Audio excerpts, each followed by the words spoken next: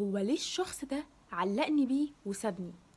ليه الشخص ده ما يبقاش صريح كده معايا من البداية؟ ليه الشخص ده عمال يلاوع كده معايا من البداية، مرة يهتم ومرة لأ؟ طب ما يفضل ماشي على وتيرة واحدة؟ ليه بقى بيعمل كل ده؟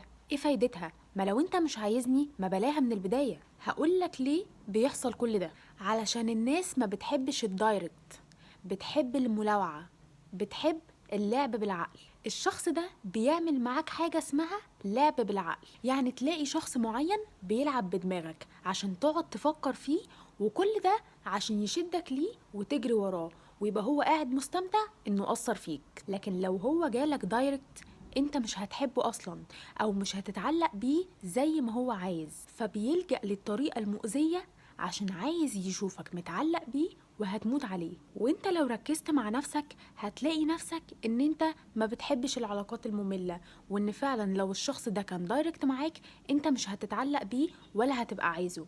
عشان كده انت فعلا بتتشد للطريقة الاندايركت.